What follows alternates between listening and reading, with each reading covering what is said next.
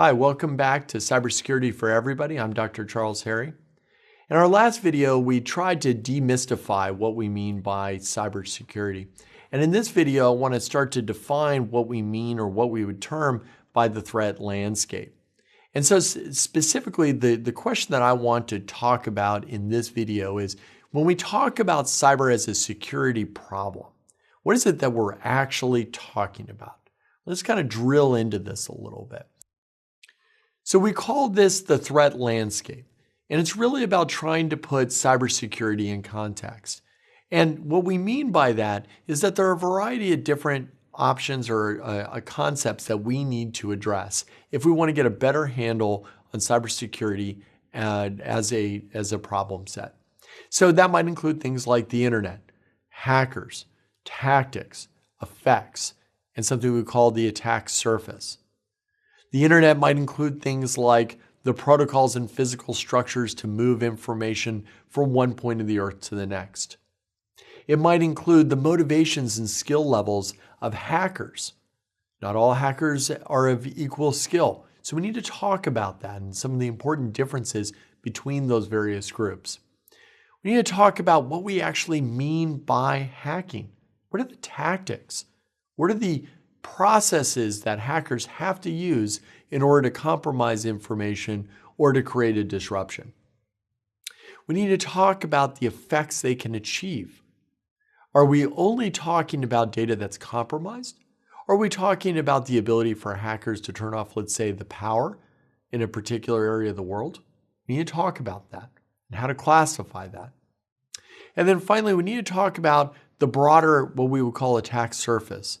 The interplay between physical and human systems that create the areas of opportunity for hackers to exploit.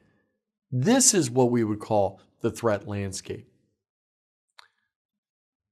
So let's talk about, at a very high level, the first one of these, the internet. So what are the topics that we need to discuss in order to get a better handle on basically the field of play for hackers and defenders? Well, this would include, of course, devices, your laptops, your phones, but it also includes even some of the sensors, things like your Alexa devices or your Google Home smart devices. But it also includes things like physical infrastructure. It includes things like fiber optic networks. It includes microwave networks. It includes routers and switches.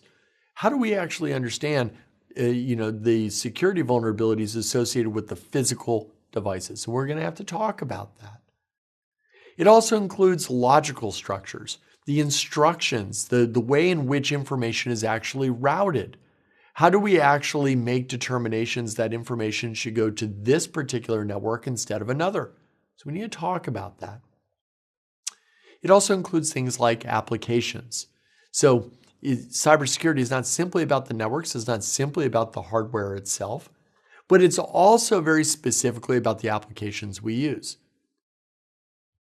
And then finally, we need to talk about governance. What are the rules of the road? Is this pure anarchy and everyone kind of makes up their rules as they go? Are nation states the ones that are actually responsible for writing those rules? Or is it something different? So we'll talk about that. So when it comes to hacking, though, the hacking is done by specific individuals or by organizations of individuals. And we oftentimes use the term hackers. Sometimes we use the term threat actors, and we'll talk about that in more depth in a different video. But the important thing to remember here is that hackers have different motivations as well as skill levels. So in some cases, hackers may simply be motivated by curiosity. They're just insanely curious about how technology works and how to potentially prove that out on the internet. But there are other types of hackers that may want to actually promote a specific social or political agenda. Others may actually have financial motives. They may want to try to steal information to sell on the dark web to make money. Or they may actually leverage their access in a particular bank to illicitly transfer funds. Or finally, the hackers may have political or military objectives. They may be affiliated with a large nation state or a small nation state who are interested in understanding the motives of another And then finally, the skill level or the sophistication of the actors varies. Not all hackers have the same ability. Oftentimes in popular media, you go to a movie and you see what? Someone sitting in their parents' basement who's able to take down an entire electrical grid, or they're manipulating the traffic signals in a large metropolitan area. It doesn't really work that way. While yes, there are some hackers and hacking groups that do have certain skills that allow them to engage in that type of highly disruptive activity, the vast majority do not. So regarding, various skill levels, we need to think about the various skills of hobbyists, of activists, criminal organizations, as well as nation states. This is an important differentiator. James Clapper, who is the former director of national intelligence, said in testimony on Capitol Hill that there are a variety of different threats that the United States face. And these threats come from different hacking groups. But specifically, the thing to take away here is that he notes that hacking and the effects of hacking have increased in size, scale, and severity. And we're seeing everything from highly disruptive attacks to exploitive attacks, defacements, attacks on point-of-sale systems used in retail organizations. Those are the things that you swipe your credit cards with. Denial of service attacks, attacks on control systems that are used to do things like manage your power and water systems. But there are a range of actors and methods of attack and targets that are all used. We see these attacks occurring in the commercial space as well as personal networks and government networks. We see hacktivists, advanced persistent threats, or what we call APTs, criminal and hobbyist groups, all alike, attacking a variety of different targets with different end effects. And specifically he notes that there's not likely to be what is oftentimes thrown in popular culture, a cyber Armageddon, or sometimes we use the term cyber Pearl Harbor. And that's probably not going to happen. It's not going to be a single event that takes down the entire internet. That's something that we tend to hear oftentimes in the movies, but that's probably not true.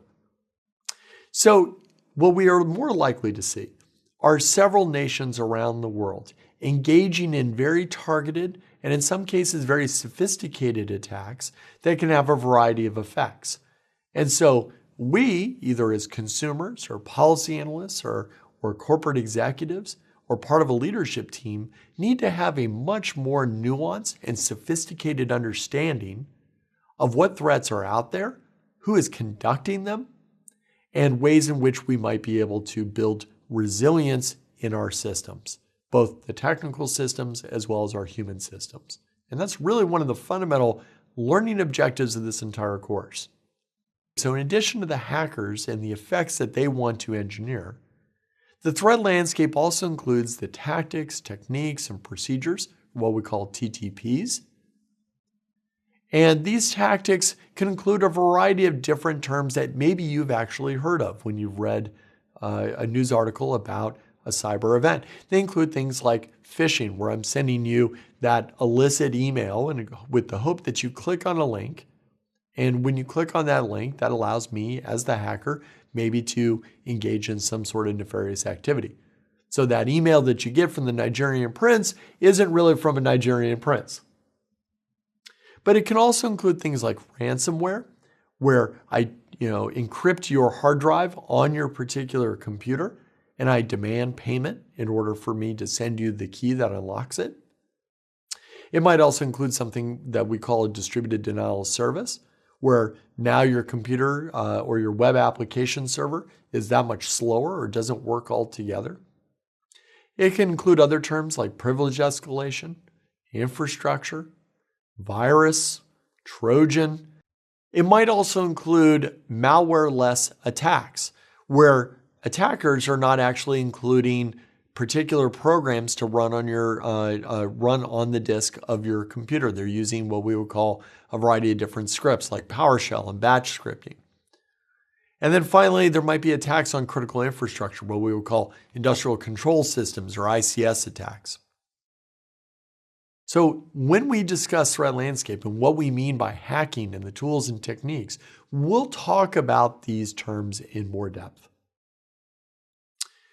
Finally, after those tactics by hackers have been employed, they're engineering some sort of effect. That is the goal of the hacker. The hacker is not simply interested in moving around your network.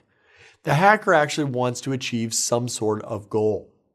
So we need to talk about in a much more sophisticated way the effects that they seek to engineer, because there's a variety of different effects that they can achieve. Everything from stealing information to manipulating control systems to demanding payment. And so when we in fact take a look at a lot of the various cyber events that are occurring, things like attacks against the transportation networks in San Francisco, or attacks on the electrical grid in Ukraine, or industrial attacks in Germany or Iran or in the United Arab Emirates. There are a variety of different effects. So we need to talk and understand and have a more sophisticated language for understanding about hacker-induced effects. We also need to talk about how the costs, the impacts can be measured. Because oftentimes in this space, we use a variety of different terms and we don't have a consistent way of measuring severity. Because not all cyber attacks are frankly a public concern. Are you really concerned about an attack on a retail giant? Well, you might be if your data was compromised. But does that mean that the White House should be involved? Maybe, maybe not. What if your favorite local restaurant has its network compromised and it's taken down for 2 weeks? Should the White House be involved? Should the United Nations be concerned about that issue? Should other countries be concerned about that issue? Probably not. So how do we make a determination? Well, that really boils down to what are the costs? How do I measure it? And how do I actually make a determination of whether this is a private problem or a public concern? So these effects can be certainly measured in a variety of different ways, and they can be categorized in a variety of different ways. And a lot of individuals, the technologists who are charged with actually protecting these networks, need to actually be thinking about the end effects that are of most concern. In a fairly recent SANS survey going back to 2017, what we see here is that the respondents in this particular case rank order the effects that they're most concerned about. So it's not that they're just concerned about hackers and hacking. They're actually concerned about very specific effects that can be engineered against their network. And this very simple chart references a variety of different effects that they have often seen. So in some cases, they've noticed that most effects are in fact quite a nuisance. They're much more of a nuisance rather than a real impact. But they are concerned about system damage. They are concerned about other types of data being compromised. So understanding effects is critical. And then finally, we have to be worried about the attack surface, because our individual networks, our organizational networks, and our government networks are interdependent and complex. It is a mix of business and personal devices working together with a variety of different services, many of which are globally distributed. How do we protect all of that? How do we protect the data in transit? How do we protect the data that's resident in any one of those data repositories? And whose laws actually matter? Whose laws carry weight? If I'm sitting in the state of Maryland using a service that is hosted in Texas, and there's a compromise to that particular business's network in Texas, whose laws apply? State of Maryland? State of Texas? What if they're different? What if they have different thresholds for what needs to be reported? Does that matter? Let's make it more complicated. What if that business operates in Ireland? Do they need to follow Irish law, US law, Texas law, Maryland law? So the internet is a story of complexity, interdependence. It's globally distributed. Are your defenses optimized? And so these are some of the fundamental questions we need to address in this course. And then finally, we have to attribute the attacks to individuals. Attribution, or the ability to identify who is actually responsible for the hacking activity, is really complicated. They use proxy infrastructure, the ability to use other devices to make it look like it's coming from somewhere else. So if the hacker is operating in Houston, Texas, they're actually rerouting all their communications through Romania. They use cutout identities, or the ability to use fake IDs, fake individual names, addresses, phone numbers. It makes it more complicated. And so law enforcement has a really difficult time trying to understand not only the tools that are being used to conduct the hack, but also from where to hide. So in this video, what we've covered is trying to not simply demystify what we mean by cybersecurity, but start to define the broader threat landscape. The internet and how information traverses, the threat actors and motivations, the tools and tradecraft that hackers use. We take a look at the effects that they achieve, and finally, the broader attack surface. In future videos, we'll delve deeply into each one of these areas. I hope to see you next time.